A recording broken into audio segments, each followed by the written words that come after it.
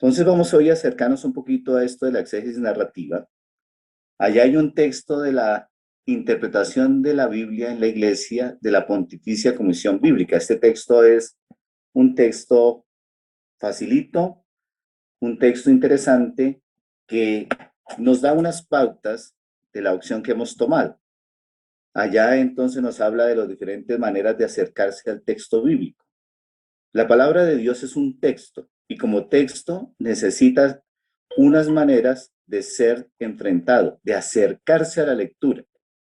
Está la lección divina, que es una manera de acercarse al texto. Está el método histórico-crítico, que también lo tiene este texto. Están los textos literarios o las maneras literarias, que está el análisis retórico, el análisis semiótico, el análisis narrativo, que es en el que nos vamos a centrar, la manera de acercarse a la palabra de Dios desde las ciencias humanas, el acercamiento sociológico, antropológico, psicológico, acercamiento contextual acerca de la liberación y demás. Entonces, este texto ya nos pone en entredicho que la opción que hicimos nosotros en Bogotá de la exégesis narrativa no es porque queramos, sino es una manera de acercarnos al texto. Es una manera. Nos pareció que era la mejor manera por la misma dinámica de los itinerarios, porque no es solo un ejercicio de comprensión no ética, sino lo que le buscamos es un encuentro personal con la persona de Jesucristo a partir de su palabra, de su voz, y esencialmente es la exégesis narrativa. Con todo lo que hemos compartido muchas veces, la exégesis narrativa está en el fundamento de la palabra crea realidad y demás. ¿Por qué vamos a trabajar este texto? Porque ya lo conocemos y eso nos dará pautas para ir quitando como ciertos desvíos que vamos teniendo a veces. Porque es que uno de los problemas es que en el fondo, dice uno, ya me lo sé. Y en ese ya me lo sé terminamos desechando cualquier método de acercamiento a la palabra, sea la lección divina, sea el método histórico-crítico o en este caso el método exegético.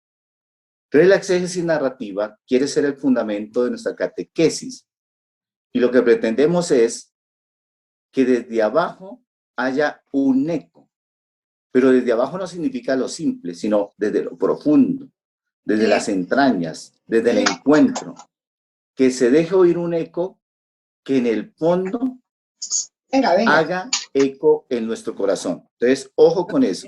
¿Qué buscamos nosotros en esta exégesis narrativa? La palabra de Dios es un cuento, pónganle comillas en el cuento porque es una historia, es una narración de ese enredo que involucró a Dios en la persona de su Hijo con todos los seres humanos, constituyendo el cuento, la narración, el ejercicio del decir, el ejercicio del contarse. Y ahí es donde está el principio de la catequesis narrativa.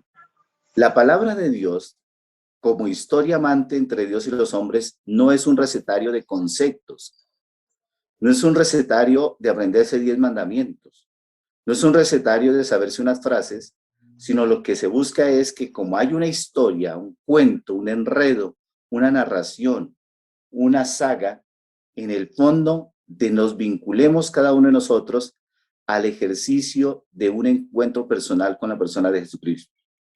El problema de la palabra de Dios, que cuenta la historia entre Dios y nosotros, es que nosotros casi siempre hacemos ejercicio solo de la cabeza, pero rara vez nos encontramos con la persona de Jesucristo. ¿Qué queremos nosotros? La Arquidiócesis de Bogotá, ¿qué quiere? Que el fundamento de las catequesis, que un punto fundamental de encontrarnos con la persona de Jesucristo sea la palabra de Dios. Si ustedes van al Vaticano II, allá en el Vaticano II se recupera la categoría de sacramento, no de los 7 sacramentos, sino de sacramento.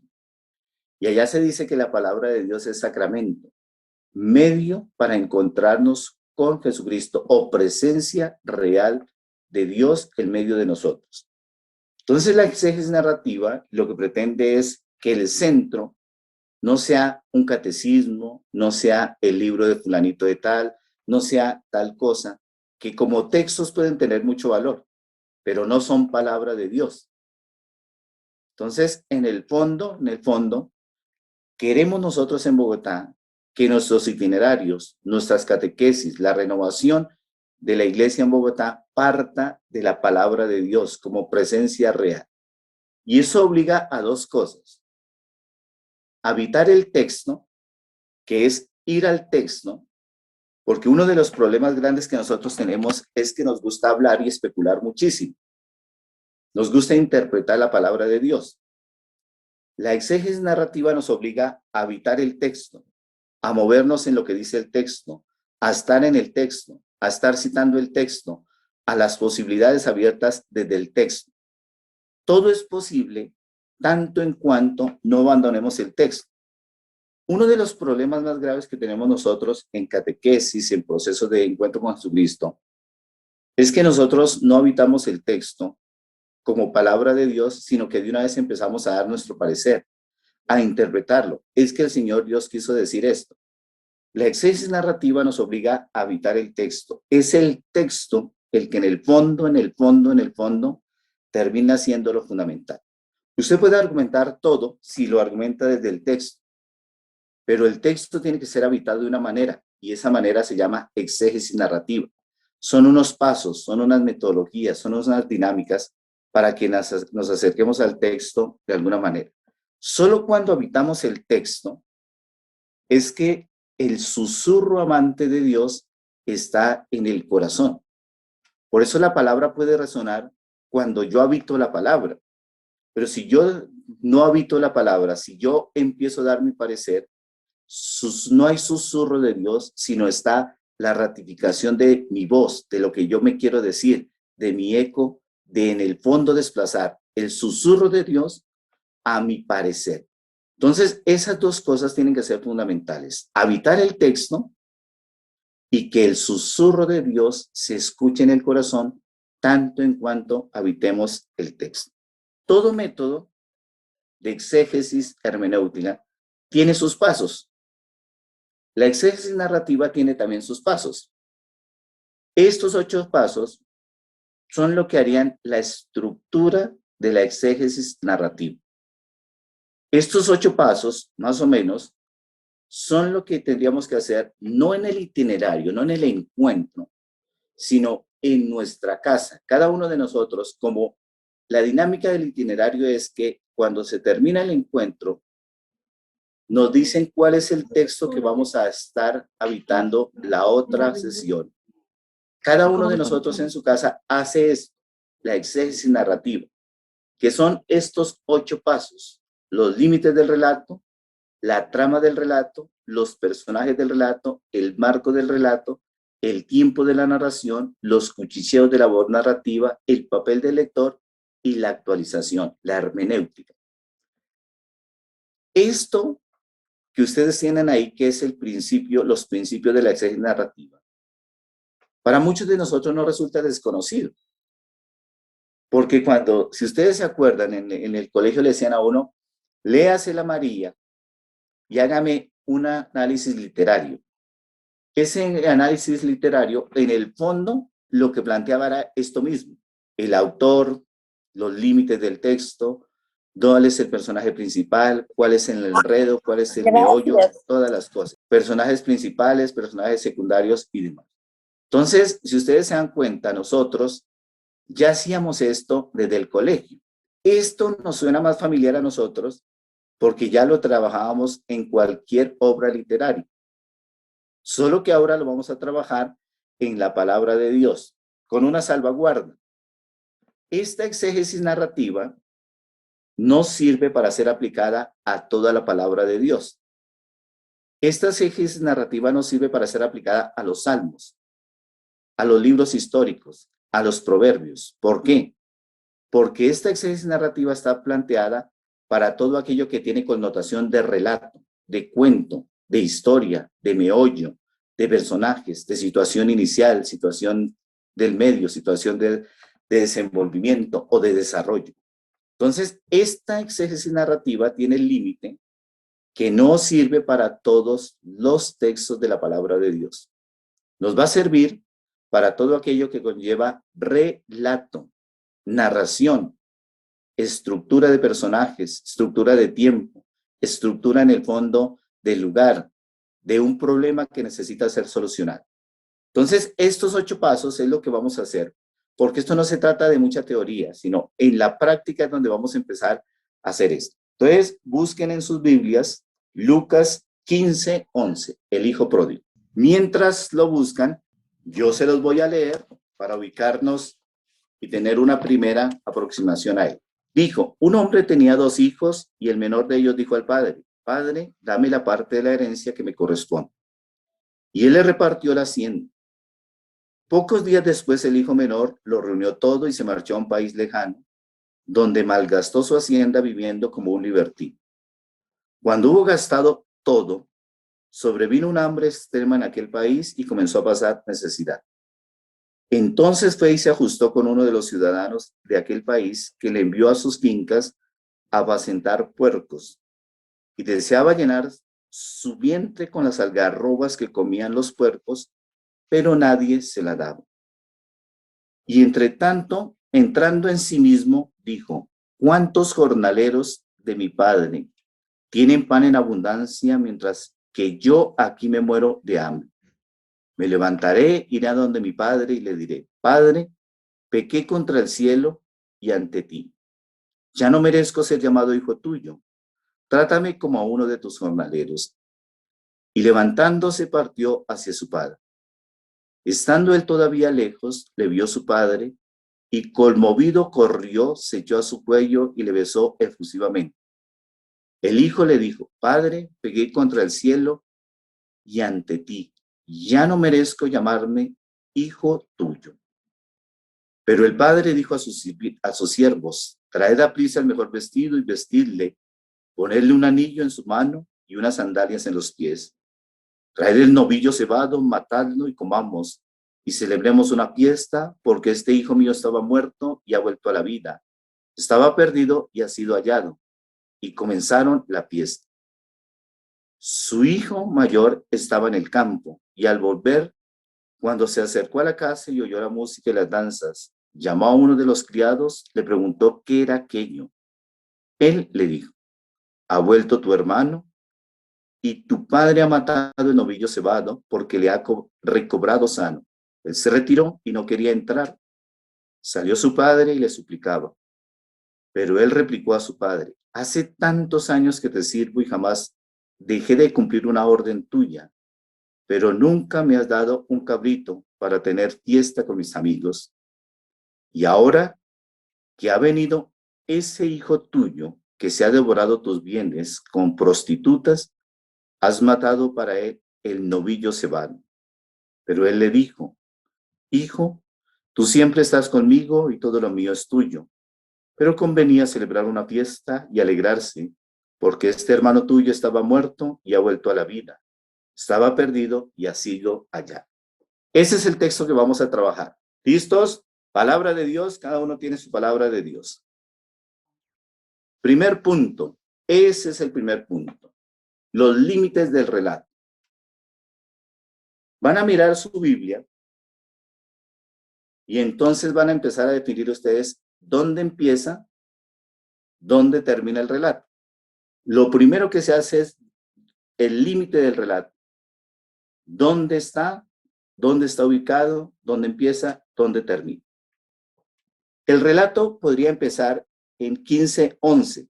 Dijo, un hombre tenía, y concluir en 15:31, 32. Porque el texto tendría todo sentido. Sería una narración con principio, medio y fin. O sea, sería una narración con sentido. Pero como el ejercicio es habitar nuestro texto, nuestra palabra de Dios, vamos a empezar a delimitar, a dar los límites del texto, del relato de una manera diferente. Uno se podría quedar diciendo que empieza en el 15:11, listo. Pero eso sería perder todo el sentido.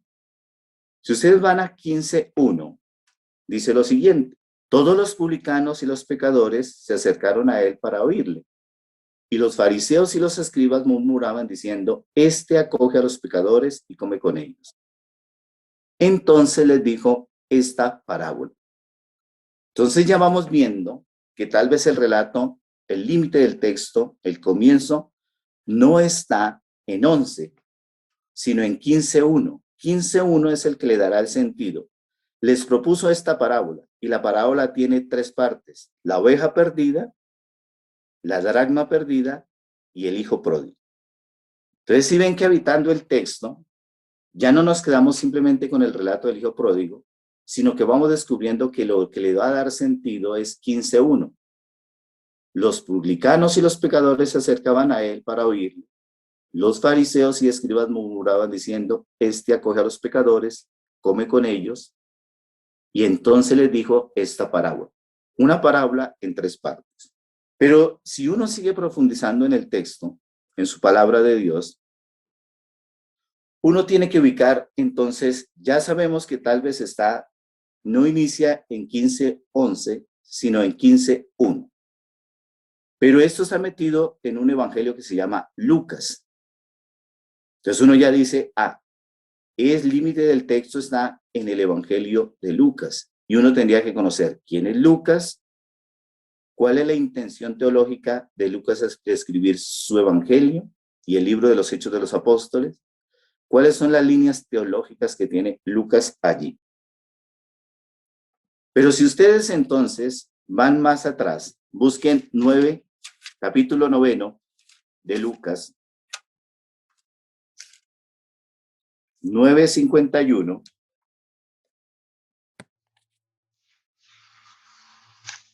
Allá dice, subida a Jerusalén. Entonces ya vamos viendo los límites del texto, que ya no solo no empieza en 15:11, sino en 15:1. Está metido en una obra que se llama El Evangelio de Lucas, sino que también está metido en una sección que se llama La subida a Jerusalén.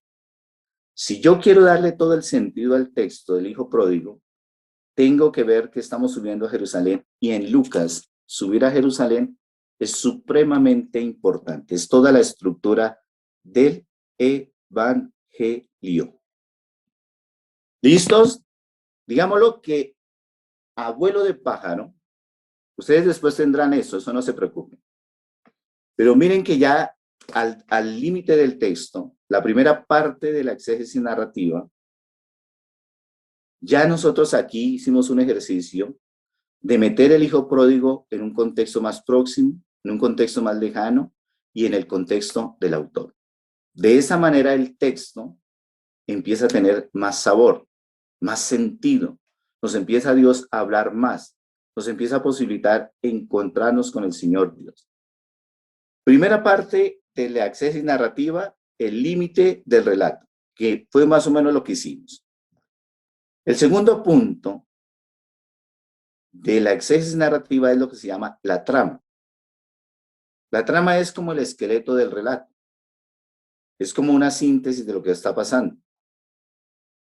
Pero la trama, por eso la exégesis narrativa no sirve para todo por esto. Porque la trama debe tener un nudo, una dificultad, un lío, un problema, una carencia, un conflicto que hay que resolver. Sin problema por solucionar, no hay relato. El nudo anuda las acciones, los decires de los personajes, lo que hacen, y todo en superar la situación problemática. Un salmo, no necesariamente, aunque hay algunos que sí nos funcionan, no tiene un problema porque es poesía. Un libro histórico no tiene problema porque nos está contando el reino de fulanito de tal, cómo gobernó, qué fue lo que hizo. Entonces, la trama es siempre leer el texto, al texto sin interpretarlo y entender lo que se está planteando allí.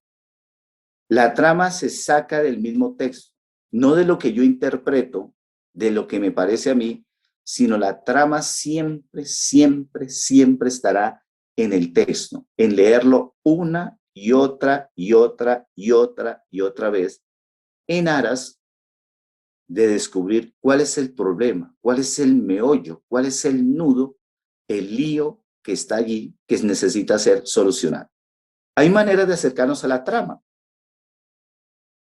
¿Cómo yo descubro la trama, el problema que hay de fondo en un relato? Usted se puede fijar en los verbos de acción. Usted se puede ver en el programa narrativo. Ah, esto está metido en la subida a Jerusalén. Esto está metido que los pecadores venían a escuchar a Jesucristo y los que se creían santos los despreciaban. La forma como se mezclan las tramas. Usted puede descubrir en el hijo pródigo la historia del papá, la historia del hijo menor, la historia del hijo mayor y, si quieren, la historia de aquellos a los cuales emigró el hijo menor, que sería cómo se mezclan las tramas del relato. ¿Cómo termina el texto? La forma de terminar esta trama, de revelación, de resolución, se supera la problematicidad. La introducción de otros géneros. A veces estamos leyendo un relato y entonces introducen una poesía, introducen un fragmento histórico, introducen otro tipo de narración, de género literario. Eso también hay que ponerle cuidado porque en el fondo, eso nos dará. La trama se puede sacar de cualquiera de estas maneras, pero yo me quiero, en el fondo, la que más me gusta a mí es la B, que se llama el esquema quinario. Pasemos la diapositiva.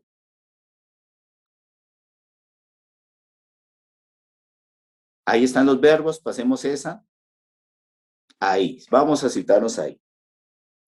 Esta es una manera de aprender a descubrir el meollo del relato, que lo llaman el esquema quinario, porque son 5 pasos que están cimentados en el ejercicio de Aristóteles. Aristóteles decía que un relato es principio, medio y fin.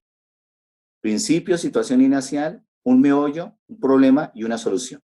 Después lo ampliaron y dejaron estos 5 pasos: situación inicial, nudo, acción transformadora, desenlace, situación final. Esta es una manera de hacer la trama. Situación inicial, vayan a su texto. Descubran cuál es la situación inicial para ustedes. 2 minutos para que leyendo su texto del hijo pródigo, escriban allá cuál puede ser la situación inicial.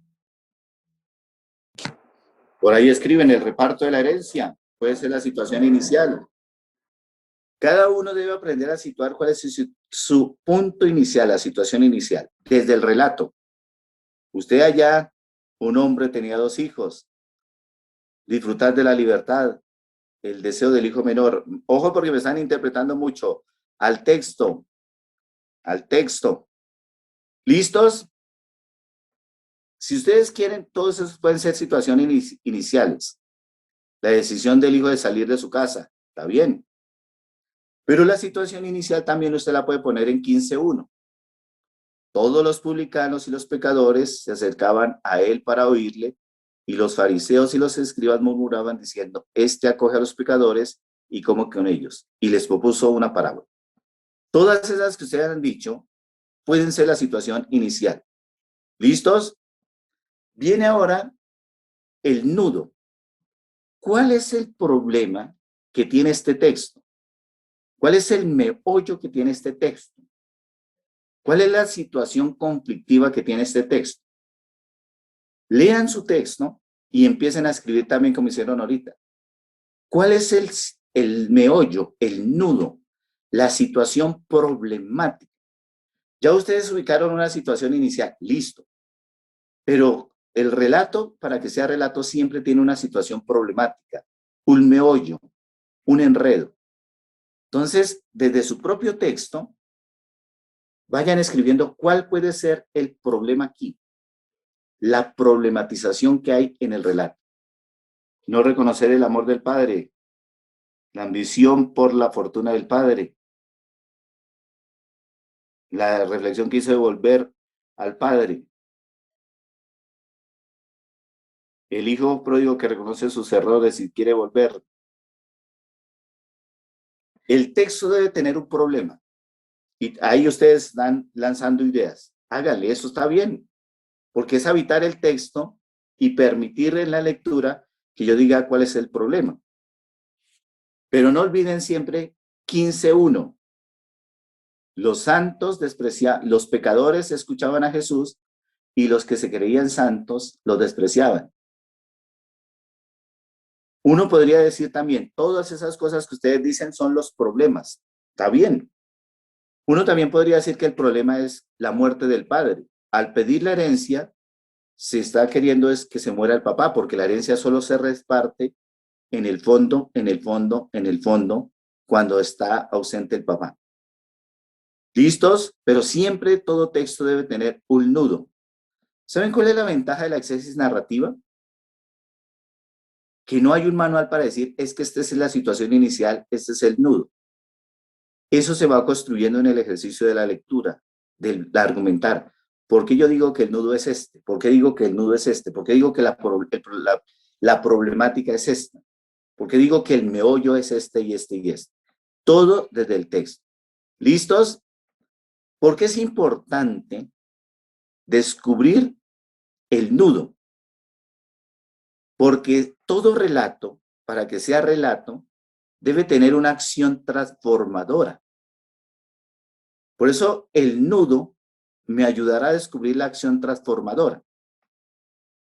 Coja un nudo, usted dice, para mí el problema es este, que el hijo mayor se fue y se gastó la plata. Listo. ¿Cuál es la acción transformadora? ¿Cuál es la acción que lleva a resolver ese problema?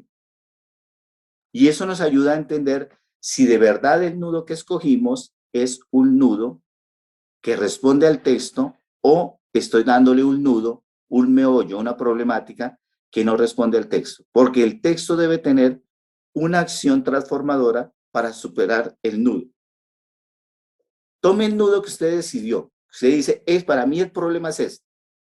Y entonces, ¿cuál es la acción transformadora que tiene de fondo?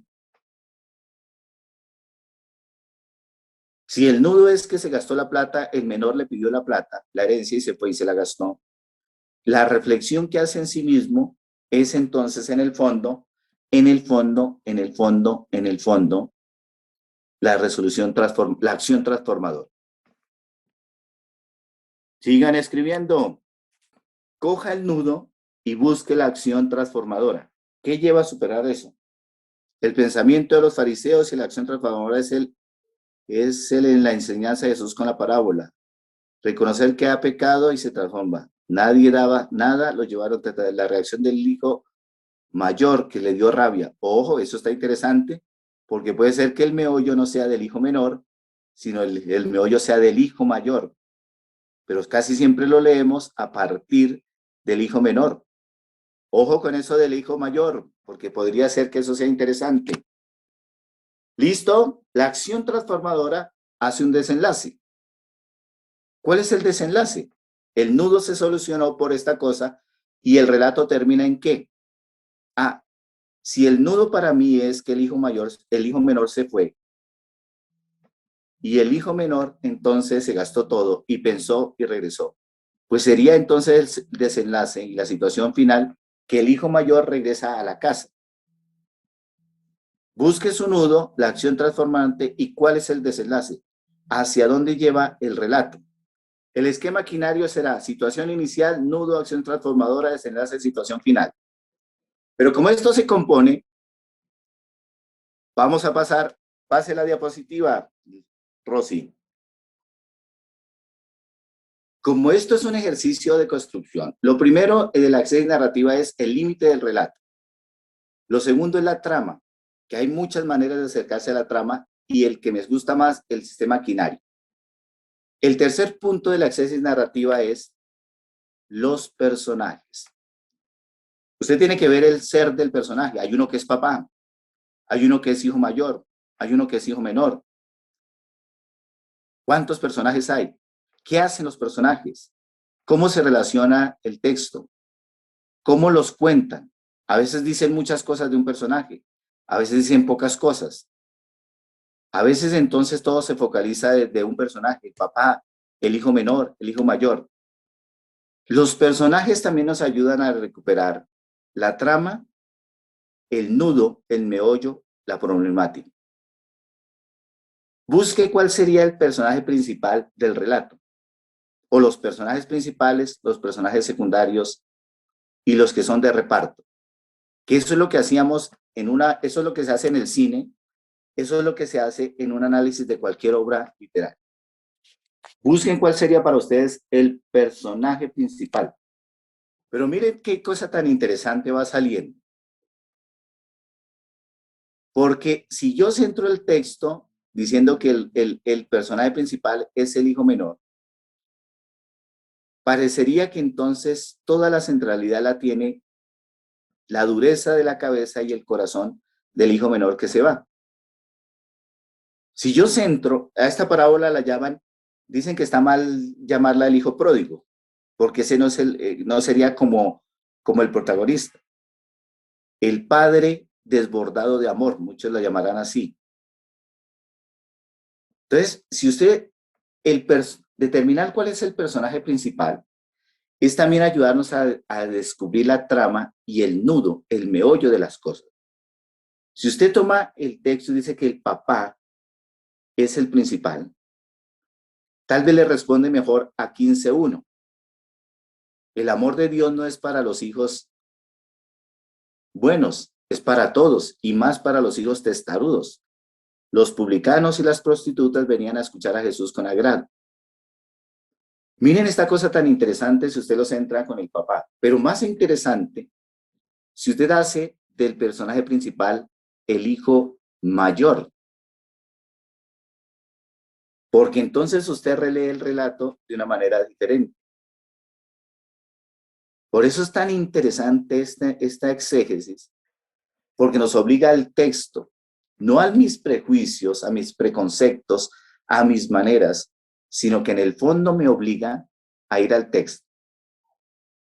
Elija un personaje principal, el que usted quiera. Y ahora pregúntese si el personaje principal es el hijo menor, si el personaje principal es el hijo mayor o el personaje principal es el papá. El meollo que usted eligió, sí era el meollo, y la acción transformadora que usted eligió, sí era la acción transformadora. Vuelva a releer el relato, descubriendo para usted cuál es el personaje principal y descubra si le acertó al meollo, al nudo o no. Pero hay que volverlo a leer. Entonces vamos a dejar un momentico, volver a leer el texto, porque es habitar el texto, y usted diga, para mí el personaje principal es este. Ah, si es este, entonces a usted le dio el meollo, el que había elegido si es el meollo, y la acción transformadora si era la acción transformadora. 5 minutos. Vuelvan a leer su texto y releanlo desde el personaje principal que usted determinó. Claro que se puede modificar, todo se puede modificar. Sí, sí, eso no hay, la exégesis narrativa, la ventaja es que no tiene un esquema fijo aplicable a todos, tiene un esquema que cada cual lo va modificando y aplicando al relato que está haciendo. Esta exégesis es muy movible. ¿Listos? Miren que esta exégesis nos obliga a ir al texto. Este tercer punto, que son los personajes, esta es una manera de acercarnos a los personajes. ¿Cuál es el principal, el secundario, el de reparto? Otra manera de acercarnos a los personajes desde la exégesis narrativa es ¿qué es lo que hacen? ¿Cuál es el papel que cumplen? Y entonces puede haber un emisor, alguien que envía a alguien, como cuando en el relato del Evangelio el centurión manda a los criados para que le digan a Jesús, mi hijo está enfermo, venga y lo sana. Sabiendo quién es el sujeto principal, puede ser que ese sujeto principal tenga un oponente. Si usted dice el sujeto principal es el papá, hay un oponente que sería el hijo mayor y el hijo menor, porque los dos se enfrentan al papá. Uno para pedirle la herencia y el otro para decirle, pero ¿cómo? Va a recibir a este hijo suyo que se comió todas las cosas, todos los bienes y ahora viene y lo recibe y le manda.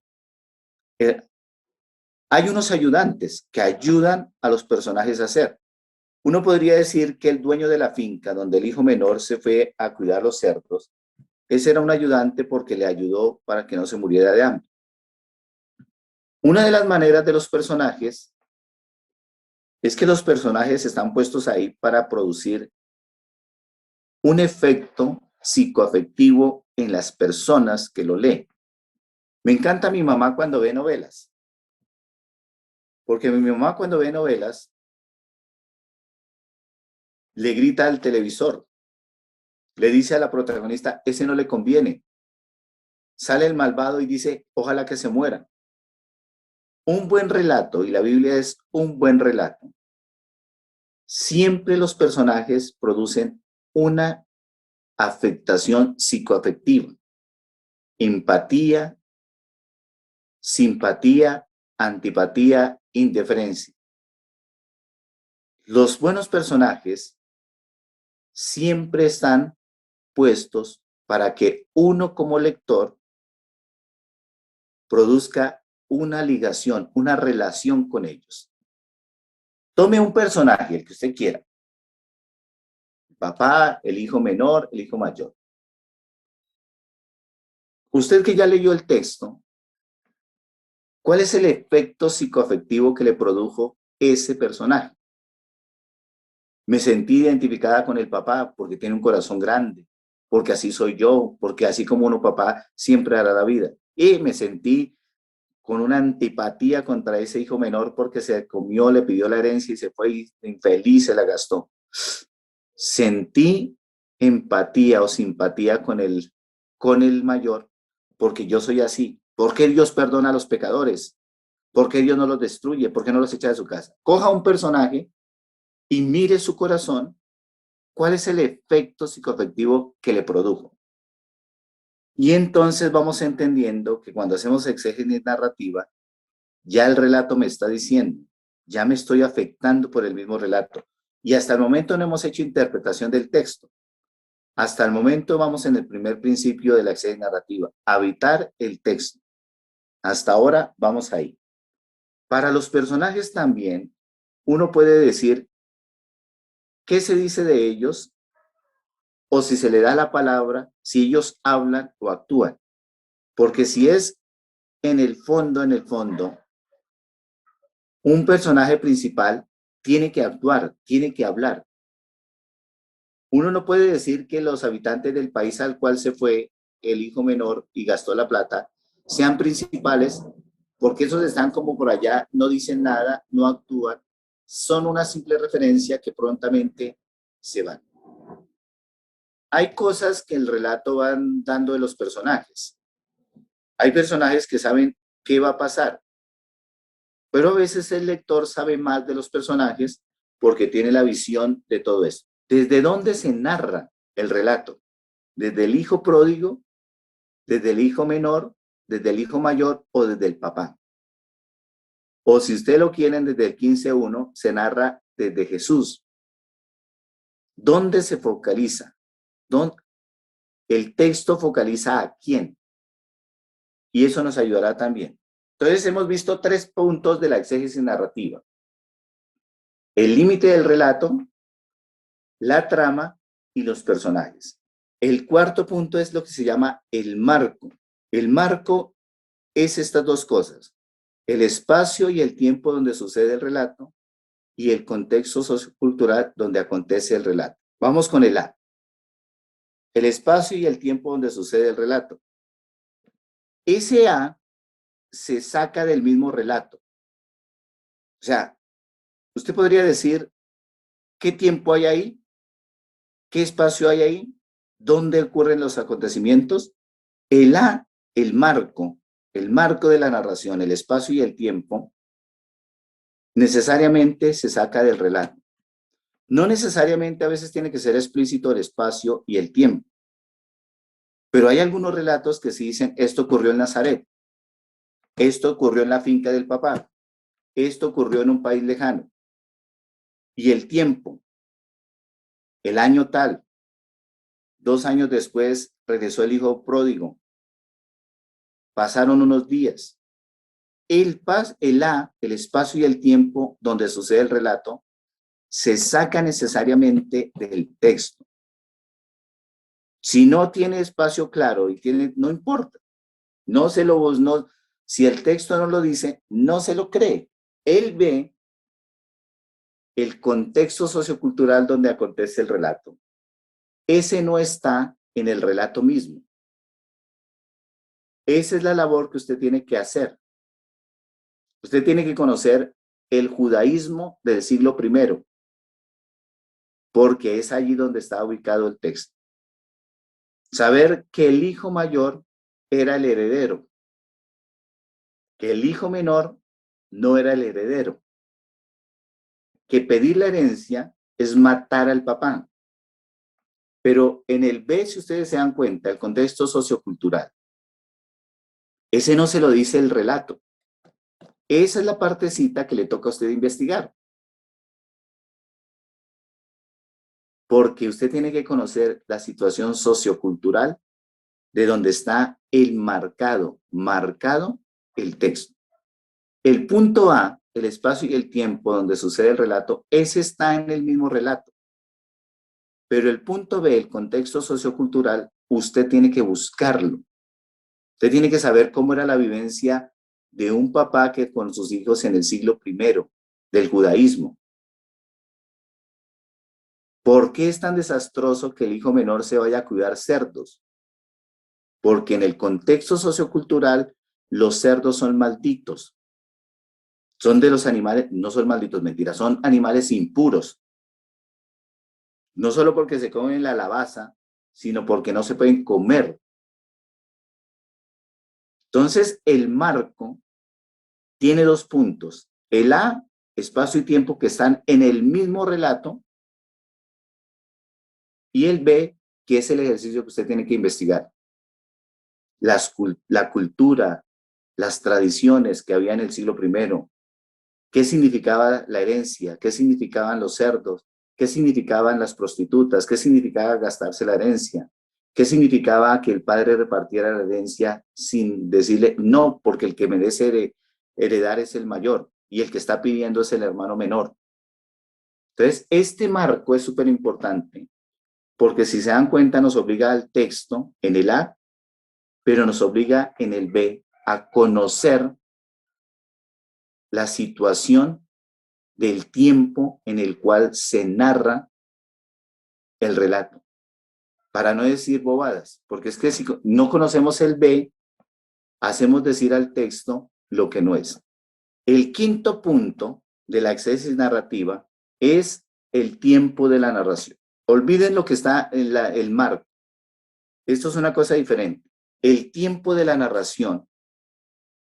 ¿Ustedes ven novelas? Las novelas tienen un tiempo de narración lento. Por eso la narración, por eso las novelas duran 2, 3, 4, 5 años, porque el tiempo de la narración es lento. Hay series que transcurre el tiempo muy rápido. Si ustedes se dan cuenta, ese es un relato que tiene todo un meollo, toda una estructura y es demasiado corto. Entonces el tiempo de la narración, del contar, no el tiempo que teníamos en el marco, sino el tiempo de la narración es ágil, es rápido. A veces se cuenta la historia desde el final hacia el inicio. A veces se cuenta la historia desde el inicio hacia el final. A veces se mezcla en el presente el ayer, el futuro. Siempre el tiempo de la narración lo da la misma narración. Y es interesante. A veces está en presente, a veces está en pasado, a veces está en futuro, porque el tiempo de la narración también es intencional. Les voy a poner un ejemplo. Allá dice tiempo narrado, tiempo del narrante. Si ustedes van al Éxodo, los israelitas salieron de Egipto. ¿Y cuántos años pasaron en el desierto? 40 años. Pero si ustedes ven el libro del Éxodo, pasaron 40 años en el desierto. Y el libro del Éxodo, uno de los que cuenta la salida y el tiempo en el desierto, lo narra en unos cuantos capítulos, 8, 10, 12 capítulos. Entonces, en 40 años, que fue lo que pasaron en el desierto, lo narran en 8, 10 capítulos. Vamos a la historia de Jesús. Se supone que el Evangelio necesariamente es del año de Jesús cuando tenía 30 años a los 33, son 3 años. Y de 3 años narra muchísimas cosas, detalles. Estaba en Capernaum, fuimos a Judea, pasamos a la región de los paganos, muchas cosas. Si ustedes ven Lucas 1 y 2 o Mateo 1 y 2 que hablan de la infancia sería más o menos hasta que Jesús tuvo 30 años. Lo cuentan en dos capítulos. Porque tal vez la intencionalidad o el evangelio lo que quiere decir es, ojo, no se quede tanto en el texto de la infancia, sino en lo que se cuenta a partir del año 30 al año 33. El tiempo de la narración marca muchísimas cosas. Pasemos la diapositiva. Si ustedes van al texto del hijo pródigo, ¿cuánto pasaría para que el hijo menor se gastara la fortuna? Si ustedes lo leen de corrido, ustedes dirían, miércoles, esto como que todo ocurre rápido. Pero para que el hijo menor se gastara la fortuna, mínimo pasaron unos cuantos años, porque por más que derrochara, no se va a gastar toda la plata. Pero si ustedes se dan cuenta, el relato no nos dice cuántos años, su narración es muy rápida.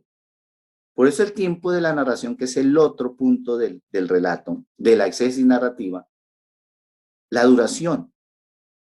Lo que dura mucho en el tiempo del relato, el narrador lo resume en unas cuantas líneas, o sea, como diciendo, esto no es importante. ¿Cuál es la velocidad del relato? Es lento. Este es un relato rápido, porque en unos cuantos versículos nos da un inicio, un problema, una solución y una conclusión. El orden.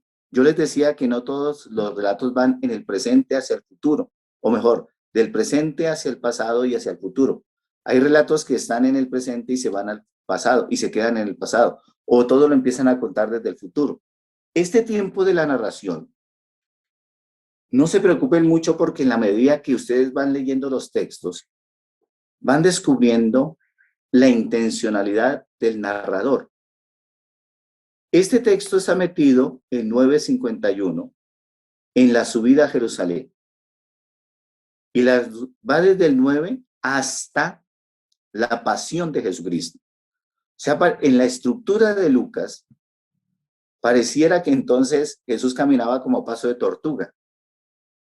Porque desde el 9 hasta el final, todo lo presenta como una subida a Jerusalén.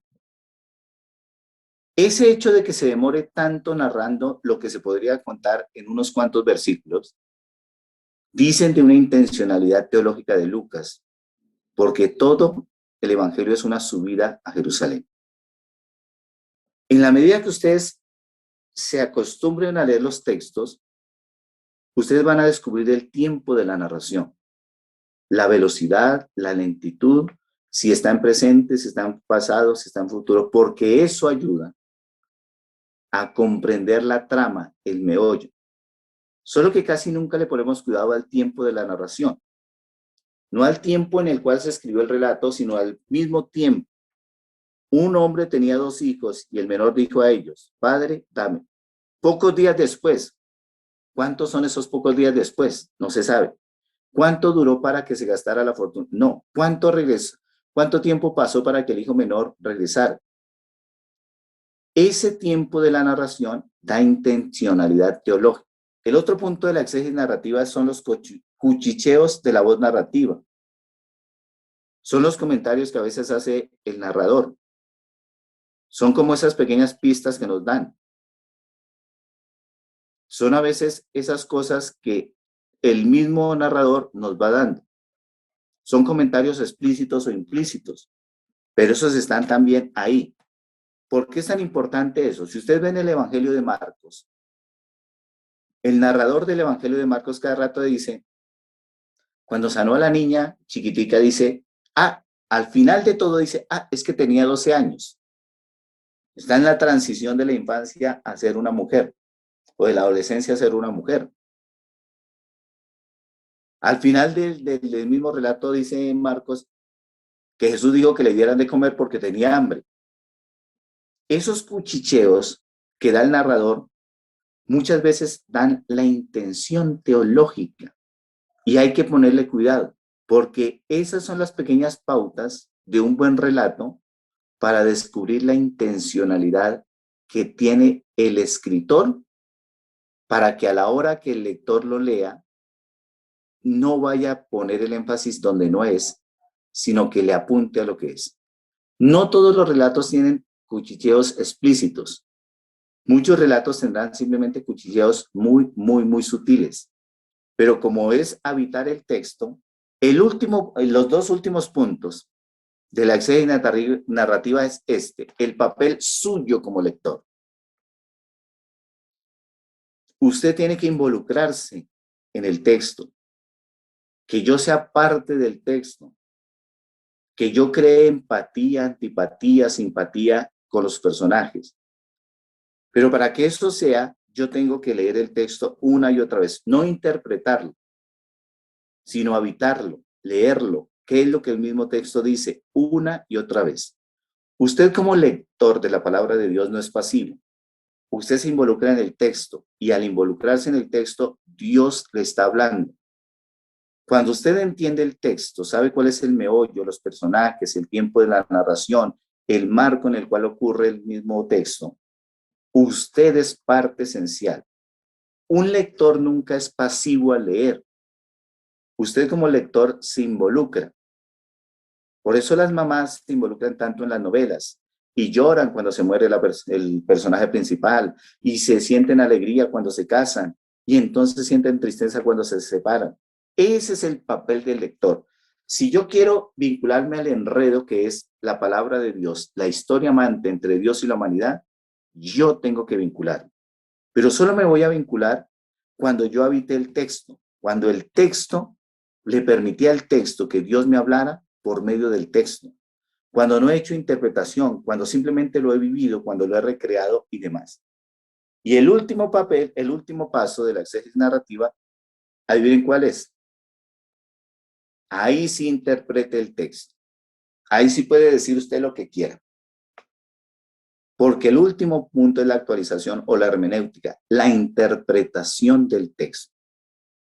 Pero si ustedes se dan cuenta, hacemos al revés.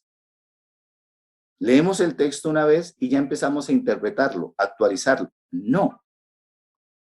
Hay que habitar el texto para posibilitar que Dios me hable. El último punto, el último, en el fondo, es interprételo. Pero es el último punto. Pero solo lo podrá interpretar cuando usted ha hecho, en este caso, porque es en este caso, cuando usted ha hecho exégesis narrativa. Si usted hace lección divina, solo podrá interpretarlo cuando haga la exégesis, la lección divina. Si usted hace método histórico crítico, solo podrá interpretarlo cuando termine. Pero a nosotros nos cuesta muchísimo pegarnos al texto y después de último interpretar. Esos son los 8 pasos a grandes rasgos de una exégesis narrativa.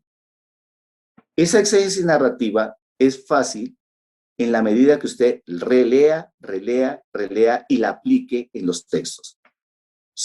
Esto sirve simplemente para textos que tienen un meollo, una narración, personajes, que tienen historia. No sirve en general para los proverbios, los libros históricos, no sirve para algunos salmos, porque algunos salmos sí son historia y se les podría aplicar.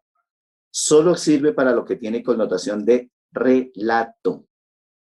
Y este método me encanta porque nos ayuda a evitar el texto, degustarlo, y esto ya lo sabemos, porque todo esto lo hicimos en el colegio.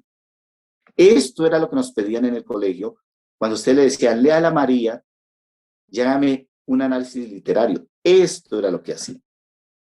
Esta es la manera o la apuesta que ha hecho la Arquidiócesis de Bogotá en el fondo, para nuestros itinerarios. Yo insisto, un encuentro del itinerario no es una exégesis narrativa, no. No es que cuando vamos al itinerario vamos a hacer una exégesis narrativa, no. Esto es el previo que usted hace en la casa.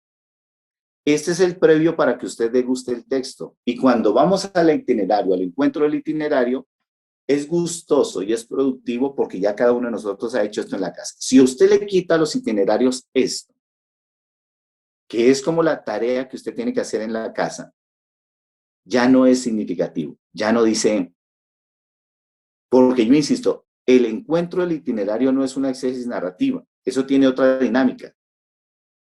Pero detrás sí está esto, que es lo que usted tiene que hacer en la casa. Por eso a usted, cuando termina el encuentro, le dicen, el texto que vamos a trabajar la próxima vez es este, para que usted en su casa haga esto. ¿Qué me parece de esto interesante? Que en el fondo, es una manera de leer la palabra de Dios. Hay muchas maneras de leer la palabra de Dios. Esta es significativa porque nos mete en el texto, porque dejamos hablar al texto, porque es el mismo texto el que nos habla. Y si es el texto el que nos habla, es Dios el que nos está hablando. Para mí este método es interesante y este es el soporte de la catequesis o de los itinerarios que tenemos. Si usted lo despoja de eso, se fregó. Ojo, una cuñita. ¿Por qué este método es interesante?